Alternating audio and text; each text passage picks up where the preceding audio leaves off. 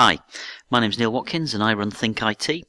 Think IT is a DFE recommended procurement framework for education, and that means that every year I get to talk to hundreds of schools about their ICT, the problems that they're having, the challenges that they face, and we often have to help them unpick a difficult situation that they find themselves in.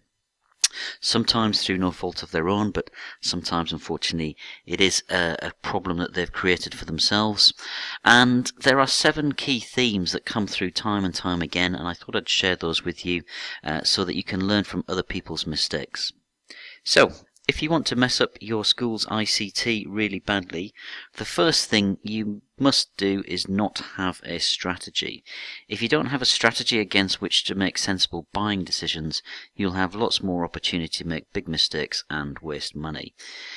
What will happen is you'll tend to buy typically when something goes wrong and your network manager rushes into your office and says, "Ooh, we need a new flux capacitor.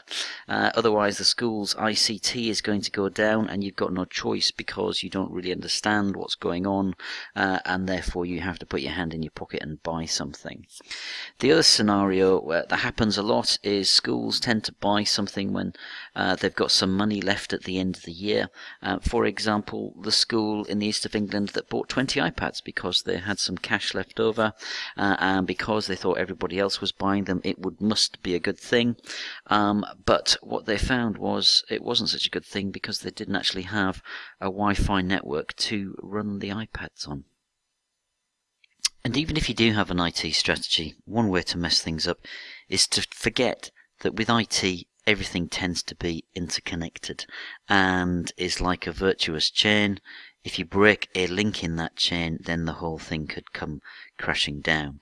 I think there are 9 key areas schools need to consider, and we'll touch on these in a little bit more detail as we go through the presentation, but broadly speaking they are connectivity. Do you have the right connectivity to get internet connections? When your connectivity comes into the building, your network and Wi-Fi infrastructure is important to making sure the whole thing works. Obviously you need security to control devices and access. The equipment itself needs to be up to date, as does the software. Often schools run old versions of software because they think they're saving money by not using it, but actually that makes those devices more vulnerable to cyber attack. Storage is often a big issue for schools. Lots of schools still back up onto tape, and a member of staff takes that tape home. I would argue that that's not a very secure backup, and you'd be much better off moving things into the cloud, into a secure data center with restricted access. And there are 3 soft areas, such as policies and training, where if people don't know what to do or they don't know how to do it, then mistakes will occur. And the final area, which schools often scrimp on, is around maintenance. They don't look after the equipment they've got, and there are some real challenges, such as the DFE Facilities Management Group estimate that something like 25% of a school's electricity bill is related to equipment, servers, PCs, laptops, etc. So an example of where a school didn't get the connections right is a primary school in Derbyshire that had some issues with connection speed. They asked their usual IT supplier who'd installed the Wi-Fi to run some checks. The supplier said that the connectivity provider wasn't providing a very good service, so the school went ahead and bought a new leased line, but when they bought it, they had to spend £2,000 buying themselves out of the old contract, and then had to pay an additional £1,500 a year for filtering and support that they hadn't anticipated.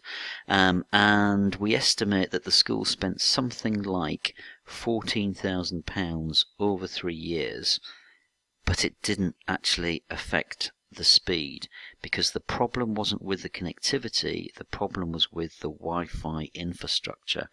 And because the provider hadn't specified the root cause of the problem, it ended up costing the school much more money than they frankly could afford. One of the other things that schools do is just buy stuff. They don't think about it. They don't pay attention to the rules or conflicts of interest or value for money. For example, a school that had an IT maintenance contract for £40,000 a year and last year had one support call. I would argue that's not very good value for money. Or the head teacher in Suffolk who contracted her son to provide IT services to the school. But when it became obvious that the son was doing things on the school network that he really shouldn't be, a certain public body had to go into the school and physically change the router and change the access to stop him getting onto the network. Unfinanced people often blur the lines between operating leases and finance leases, like a MAT in London early this year, which rolled £80,000 worth of debt into a new contract, making the cost of £280,000 worth of equipment £360,000, and that, as you, I'm sure, understand, is against the DFE rules. The next area is products. Don't think about how products are going to work in practice before you actually buy them. Like the school in the east of England that bought some video conferencing equipment. 5 figures were spent on that video equipment, but the school didn't actually have a connection to the internet that could actually run that video equipment, so it sat in a cupboard for some considerable period of time. Or the school that brought 3 different types of tablet because they wanted to test them. They bought 5 devices of each tablet type, but within a week they decided, and in fact, if they're being really honest, they already knew which one they wanted. So 10 brand new devices sat in a cupboard and were never used again. And the other thing that schools don't do is they don't question suppliers. So, for example, a tiny primary school in Berkshire, 48 pupils, had 27 virtual servers, and they were paying £16,000 a year for support. I would argue that's not very good value for money. And it's IT, so things will go wrong. It's not a question of if, it's a question of when. But when it does, don't bother getting an expert, don't bother getting somebody who knows what they're doing, do it yourself. Like the school in Wales that was having some problems with their server when it reached capacity at peak periods. No problem, the IT manager went in, tweaked a few things, made a few changes. Only trouble was that he'd inadvertently switched off the internet filtering with predictable consequences in the classroom. And in the same way that the equipment will go wrong, people will do dumb stuff, either maliciously or by accident because they haven't been trained or don't really know what they're doing. But I wanted to share 3 stories. The first, a very good friend of mine, 17-year-old son, very bright, but was quite anxious about his A-level results. So he hacked into the system the day before the results were due out to find that he'd got an A-star in computing. Of course he'd got an A-star, but the fact that he was so easily able to hack into the school systems, and it's not an unknown problem, he could have caused much more damage were he to be so inclined. That happened to my niece. Her GCSE work was hacked in by some students who thought it was funny to take her work and change it, manipulate it in ways which were very detrimental. And the school started to blame my niece. I found that very upsetting. And actually, once we'd got them to trace back the IP addresses where things had been accessed, it was very clear who the culprits were, and they were suitably punished. And children are creative, students are creative, a bit like the children of another friend of mine, where his boy took in a Wi-Fi hotspot to the school so that he and his friends could access the internet unfettered by filtering or networking. And while the parent obviously thought that this was very entrepreneurial, it obviously created some safeguarding concerns. And if schools don't have policies and they haven't trained teachers how to spot and deal with these things, then it's obvious that things could and will go wrong.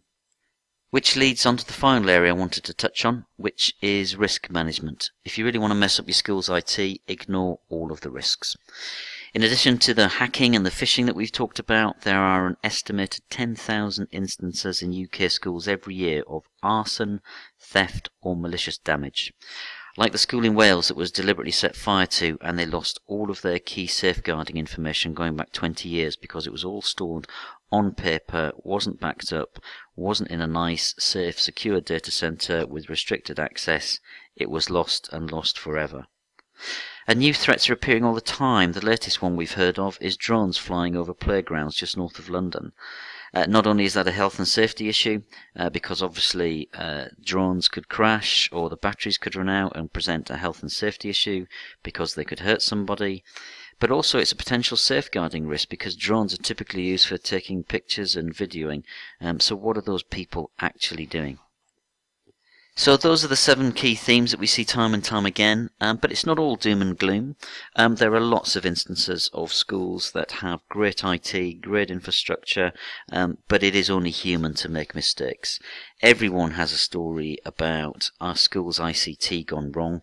If you have one that you'd be willing to share, completely anonymised, no names, no schools, I'd be delighted if you'd share that with me at neil.watkins@think-it.org.uk, and I will share that with everybody else so that others can learn from those mistakes. Thanks very much for listening.